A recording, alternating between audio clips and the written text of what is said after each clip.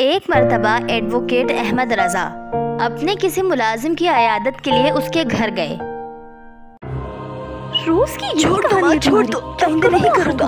कह रहा हूँ ना, आइंदा नहीं करूँगा। माफ कर दो माँ, माफ कर दो। पागल कर दिया है। मैं बताती हूँ तुम्हें। लग रही है माँ, सही से मत मारे, मत मारे क्या माँ। समझ रखा है मुझे?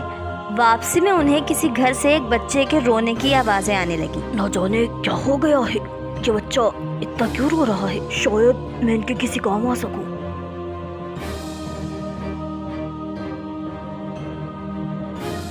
बहन, क्या अंदर आ सकता हूँ मैं?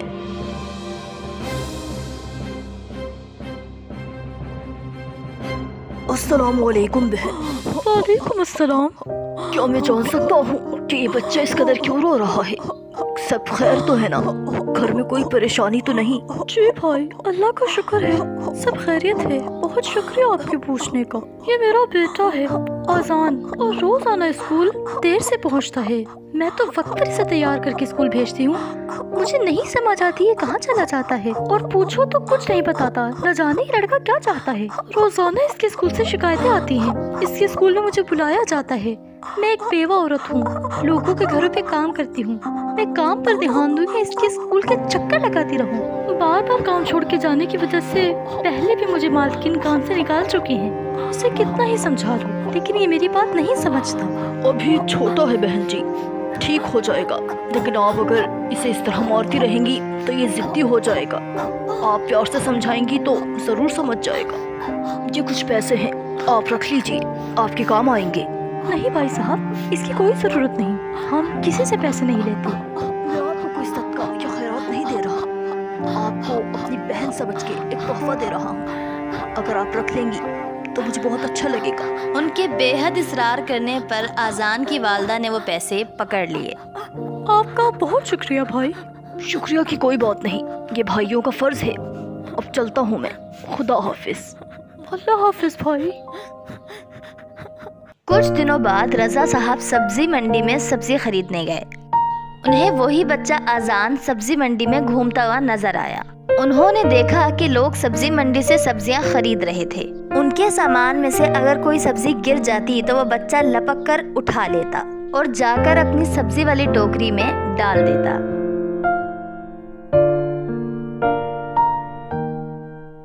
रजा साहब उस बच्चे को मुसलसल देख रहे थे।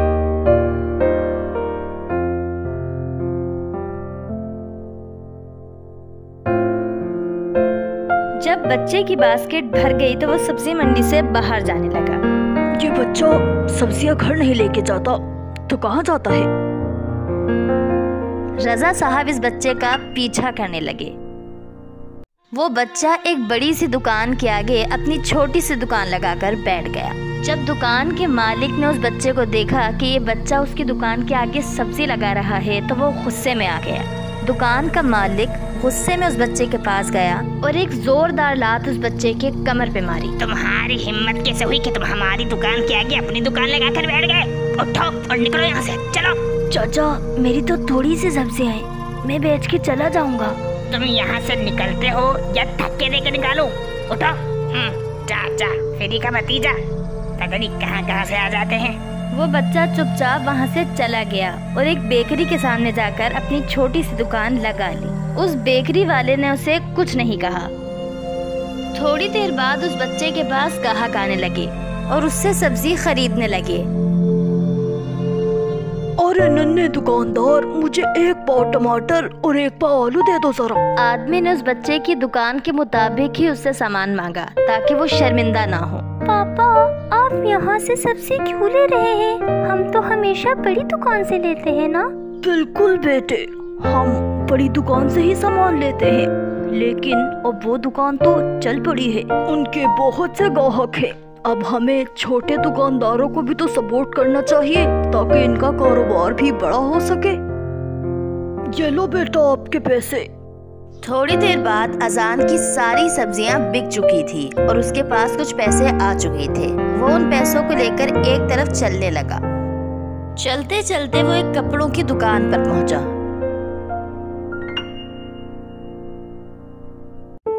अस्सलाम वालेकुम अंकल। वालेकुम अस्सलाम बेटे, ये ले अंकल सूट के पैसे। अब कितने पैसे और रह गए हैं? अम्मा के सूट के पैसे पूरे होने में। बेटा जी, कल भी अगर इतने ही पैसे ले आओगे तो आपके सूट के पैसे पूरे हो जाएंगे। रजा साहब ये सारा वाकया देख रहे थे। ठीक है अंकल, आप मुझे मेरा बैग दे दें। अब अजान अपना स्कूल बैग लेकर वहाँ से निकल गया। अजान चलता जा रहा था और रजा साहब उसका पीछा किए जा रहे थे। अजान चलते चलते अपने स्कूल पहुंच गया। तुम आज फिर लेट आए हो? तुम्हें समझ नहीं आती कितनी दफा समझाया है? स्कूल का टाइम 7:30 का है और तुम 9 बजे आ रहे हो। तुम्हारे बाप का स्कूल है। हट करो, हट करो। आज तुम्हारी वो तकड़ी कबाब बनाऊंगा कि तुम्हें याद रहेगा। करो हाथ। मास्टर साहब ने अजान को डंडे से पीटना शुरू कर दिया।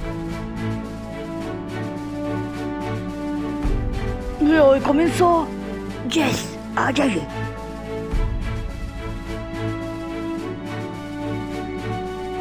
अस्सलामुअलैकुम मास्टर साहब। वालेकुम अस्सलाम। आप कौन भाई साहब? मैं एडवोकेट अहमद रजा हूँ। इस बच्चे के लिए यहाँ आया हूँ। खुदा के लिए आप इसे इस तरह बेदर्दी से ना मारे।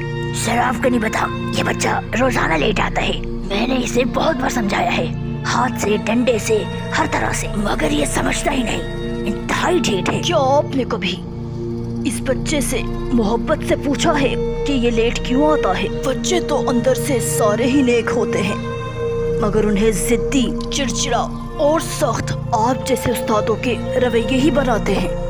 ये बच्चा क्यों लेट आता है क्या आपको पता चल जाएगा। मुझे आपका नंबर चाहिए।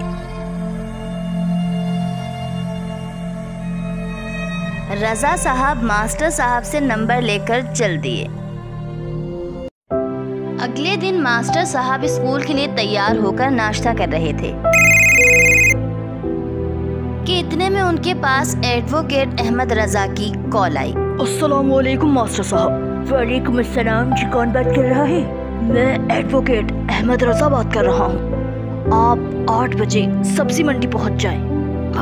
मगर क्यों? ये आपको वहाँ आकर खुद पता चल जाएगा। जी ठीक है। कुछ ही देर में मास्टर साहब सब्जी मंडी के लिए रवाना हो गए। रजा साहब जुनैद की वालदा को भी राजी करके सब्जी मंडी ले आए। ये तीनों सब्जी मंडी में एक तरफ खड़े हो गए। उधर अजान वही काम कर रहा था। लोगों के सामान से जो भी चीजें गिरती, अजान जल्दी से भागकर उसे उठा लेता और उसे अपनी बास्केट में डाल लेता।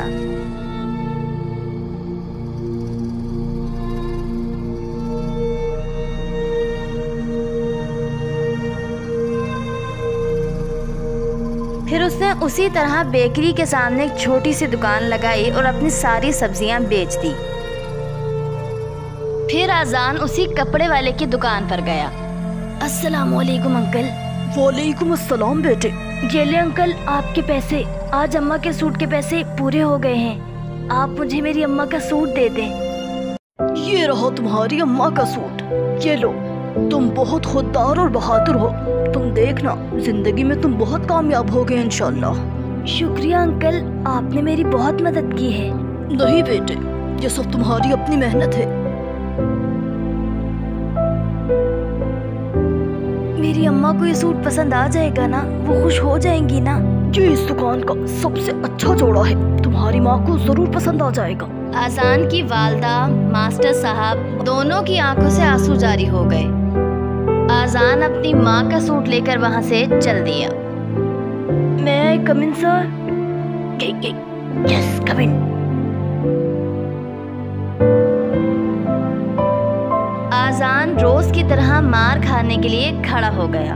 मास्टर साहब अजान को गौर गौर से देखे जा रहे थे। तुम्हारे बैग में ये सूट किसका है? अजान हैरान था कि मास्टर साहब को सूट के बारे में कैसे पता लगा। फिर उसने डरते डरते कहा, ये मेरी अम्मा का सूट है। वो लोगों के घरों में काम करती है ना, उनके पास 1-2 सूट ही हैं, वो भी कहीं ना कहीं से फटे हुए हैं, इसलिए ये मैंने अपनी अम्मा के लिए लिया है। ये सूट तुम आज अपनी अम्मा को दोगे? नहीं, पहले मैं इसे दर्जी को दूंगा, इसको सिलवाऊंगा, फिर अपनी अम्मा को दूंगा। आज तुमने मुझे जिंदगी का वो सबक सिखाया है जो मैंने ना सारी जिंदगी पढ़ के सीखा और ना पढ़ा के सीखा। अल्लाह तुम्हें दुनिया और आखिरत दोनों जहानों में आला दर्जे की कामयाबी अता करे। आज मास्टर साहब ने मारा ही नहीं और इतने अच्छे से बात की मुझसे, ना जाने उन्हें क्या हुआ। अस्सलामु अलैकुम अम्मा। वालेकुम अस्सलाम बेटा। अम्मा आप रो रही हैं? अरे नहीं बेटा, मैं क्यों रोऊंगी? मेरा बेटा बहुत थक गया होगा। मैं खाना लगाती हूँ, तुम आ जाओ। आज का दिन तो बहुत अच्छा है, ना मास्टर साहब ने मारा और ना ही अम्मा ने मारा। आजान बेटी, देखो आपसे कौन मिलने आया है।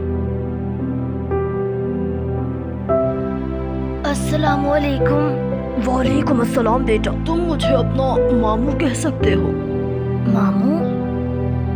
आप लोग बातें करें, मैं आपके लिए कुछ खाने के लिए लाती हूँ। मैं सब जानता हूँ तुम किस तरह सब्जी इकट्ठी करके उसे बेचते हो और उनसे तुमने अपने माँ के लिए सूट भी लिया है। हाँ, मगर ये सब आपको कैसे पता? मैंने तुम्हारे लिए सब्जियों की एक दुकान ली है, उसमें माल भी डलवा दिया है। तुम दिन में स्कूल जाया करना और आके अपनी दुकान चला सकते हो। इस तरह तुम अपनी माँ के लिए बहुत से सूट बनवा सकते हो और उनके लिए आसानियाँ कर सकते हो। आपका बहुत शुक्रिया, मगर मैं किसी से पैसे नहीं लेना चाहता। जो भी करूँगा खुद करूँगा। मैं जानता हूँ तुम बहुत खुददार हो, किसी से पैसे नहीं लेते, मगर ये कोई एहसान नहीं है, बल्कि ये एक उधार है। आज मैं तुम्हारा सहारा बन रहा हूँ, जब कल को तुम किसी काबिल हो जाओ तो तुम किसी और का सहारा बन जाना। इस तरह मेरा कर्ज उतर जाएगा। अब मैं चलता हूँ, कल तुम्हें तुम्हारी दुकान दिखा दूंगा। ठीक है, खुदा हाफिज। अल्लाह हाफिज मामू।